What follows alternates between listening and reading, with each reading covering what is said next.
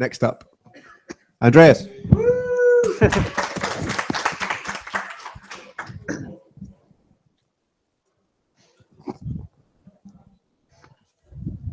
Hi, so I'm Andreas. I'm UX consultant at Red Badger, and the topic of the talk is Unstuck, my project. I'm curious to learn what are your toughest problems or challenges at work. And then I would like to invite you to help each other to use your problem-solving superpowers to help each other solve them a bit and get help with your challenge as well. So just, yeah, that's me. Just to get to know you a little bit as well. Who works in agencies or consultancies from you? Yeah, many. Who works on client side? Interesting, yeah, both, perhaps. Who works freelance? Okay. Who studies? Yeah, still, yeah, that's fantastic. I ask you that because we found the toughest challenges for design and tech consultants may not be in design or tech at all. With Red Badger, I work for a consultancy, so I work on client side. And for me, that's the first time. I was used to work in agencies where I was a lot more shielded from the action, but where I had a lot less influence on the final product as well. So that's, for me, that's really exciting. It brings a different kind of challenges as well. And we did a few workshops to discover what are the challenges we have as consultants when we work very close to the product, very close in the client organization, the kinds of conversations we are involved. And from these workshops, we identified 5 groups of challenges. And while you hear them, perhaps you already want to think a little bit, what are your challenges over the last few weeks? What did you have at work, which is you probably would want to try to solve later and probably use the crowd later to crowdsource a good solution for that. So one of the really big challenge we see is goals and definitions are not really clear and the success criteria are really not clearly defined. So at one project, we have a launch of an MVP in a few weeks, and the definition of what's in scope, what's out of scope is still changing. So that's a huge project risk if that's not really clearly defined what it means to deliver successfully. The second one is, you probably know that as well, is unvalidated assumptions being taken as starting points for a project. And the clients are solutionizing. That means, so when it comes to when we think about a product idea, people think, like, perhaps from their own experiences or from really things which are not really scientific, they think that's a really good idea, we have to go there. And when we get the involvement, sometimes they already kind of have the solution as well. So that's on the bigger picture. And then it's as well, how are the stories written as well? Do they already kind of hand over the solution, just build them, or do they kind of are properly written from a user perspective and say what they want to achieve and how we do that and how it's kind of related is sometimes it's really hard to find resources for research. It's because it's a budget thing as well. It's sometimes people see it quite far from the product, which makes it sometimes hard to sell. Sometimes it's just organizational things to get into kind of an official testing cycle, things like that. So we think about as well, how can we improve that? Teamwork happens in silos and people are not really collaborating. We find that a lot when we go to bigger organizations, that the knowledge, we have to really dig into very different pots in the organization to find this knowledge. For example, at one client, we found that the copywriter never met a person who's responsible for compliance. So what from a legal point of view, the organization is allowed to say, which is really interesting. So that's really one of our jobs as well, to really engage these discussions and bring the people who should work together. Similar to your example of visualizing that and using a workshop format or whatever to bringing people together. And fifth one is ideas don't flow, and there's a resistance to share and discuss early ideas. especially when you're new in an organization and people don't know you, trust you, especially as consultancy, sometimes there's a bit of difficulty in the beginning to really inspire the trust, to really get people collaborating and sharing early ideas.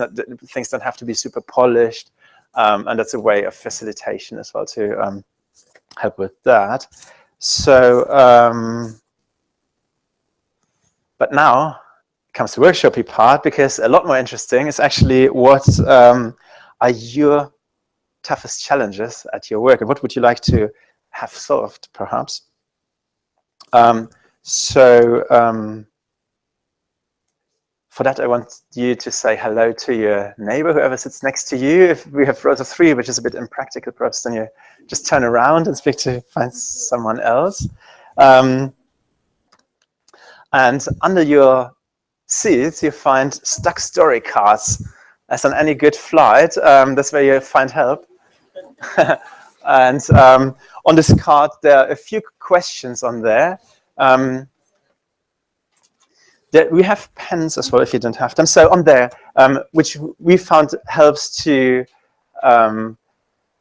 explore the challenge, really, is to ask people to tell a story. Like it always comes back to that. Tell me a story about the last time. Try to be specific, always in the present or the past. I mean, I guess, you know, that's, you felt stuck on a project.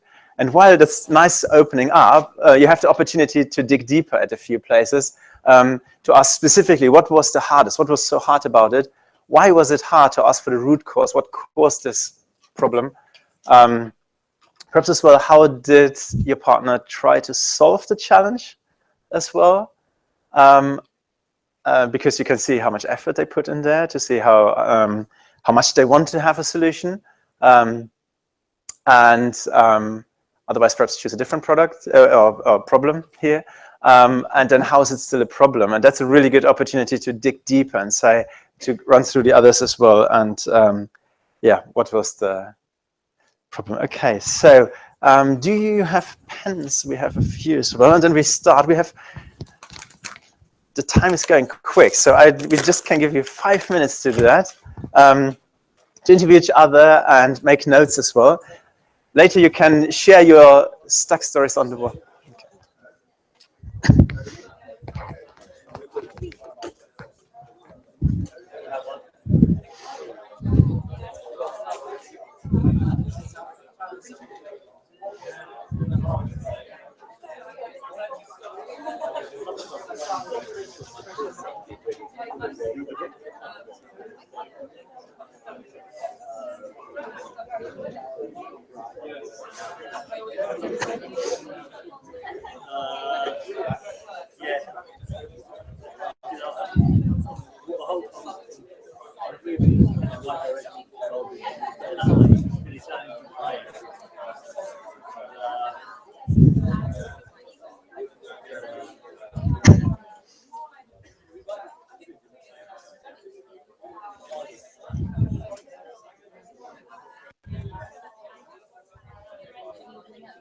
No, that's good. Thanks. Do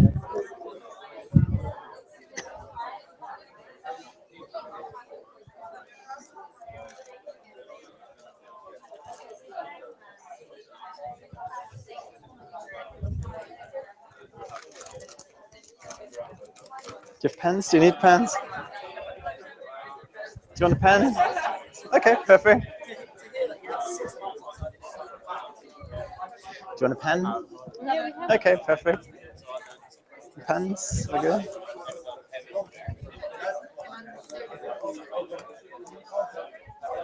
Do you have pens? Right. Good. Do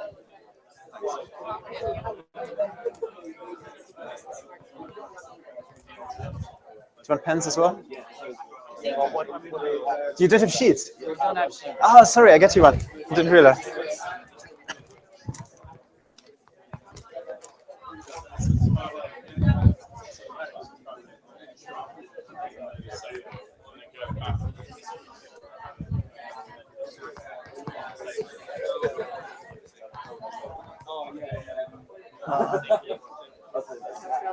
Sure, yeah.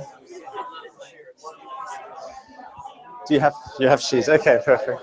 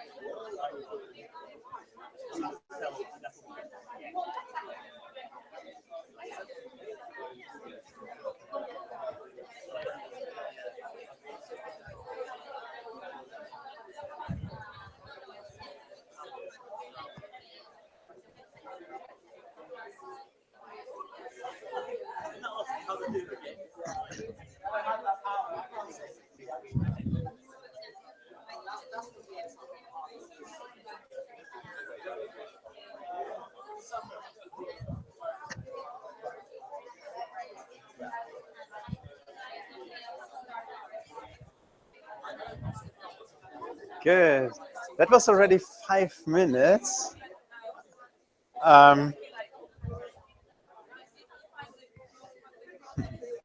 Please try and come to an end. We'll try to continue. Okay. Okay. How did that go? How did that go? Did you find new challenges or?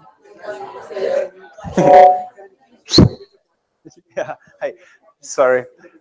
We have 20 minutes coming nearly to an end, so we just have to wrap up here. But you can continue the conversation after with a drink in the hand, so that's probably even more pleasant. How did that go? Did you find interesting challenges? Did you find challenges that sound familiar or some that you've come across? How did that go? It was actually quite difficult to actually articulate. It's easy to moan about work, right? Mm-hmm. Generally, it was difficult to actually articulate Uh-huh. something. The specific situation. Yeah. I think we found that both of us kind of found that what it feels to us that we can stack Mhm. is actually just going through the process of developing. Uh-huh. So you don't have the right solution straight away, so you just have to get to it. Sure. And while you're on the way, they feel like you've been stacked and you just go through it. Yeah. We found when we work on that, we found it really helps to have the problem really clearly defined. That's why I suggest these questions to really dig deep into and clarify the problem space first before we try to get to solutions. So what I'd like to show you here is something we prototype in the studio at the moment. So that's a series of Playcards that's a clinic format to Playcards for each of the problem areas we spoke about earlier. And a series of blog posts which we write about each of the problem areas. The first one is about better goal setting, and the second one about challenging assumptions at project kickoff. And you can find them on the blog, and just look for my name or just look for our Red Badger blog. You will find them. And before we wrap up, I want to invite you to hang your stories, your Stuck stories, here on the Stuck story wall. Perhaps you find challenges that you had as well, and just to use the crowd as well. It's such a great opportunity while you're all here to see what are shared pains as well, or perhaps you find solutions to problems here together. Perhaps you just have a chat with continue to chat with your neighbor that I had to rudely interrupt. Yeah, thank you very much. If you have any questions as well, or if you want to catch up afterwards, just catch me as well. Yes, so obviously this is like a super condensed like version of like how you might go about solving some of these issues and problems. So like, how long have you typically taken to go through a process like this in reality, like not in this kind of meetup, very condensed setup? With clients, you mean, or in with teams? With teams. I've done it for 90 minutes because I felt it's really important to clearly define the problem first, and then we use these play cards, which you can see if you're here, which we have little stacks for each of these challenge areas, and they are still evolving. So there are loads of new answers coming to them that people can help each other to coach each other. But I feel it takes a lot of time to really get the problem super crisp, because without that it's really hard to find a really good solution. And then these play cards, we try to keep them quite, we use the format of play cards to unstuck the situation, really to give you room to move again, because you're like, sometimes it's really like when you see the body language of people who feel stuck, it's a bit like to get movement area as well. So it's something playful and light. And they're just like little inspirations or provocations or questions perhaps to think about, so they don't prescribe any solution. It's just like to activate your thinking again and perhaps think about something in a different way. So that needs some time. 90 minutes for a session is perhaps then even just for one topic, really, to explore that with the team better.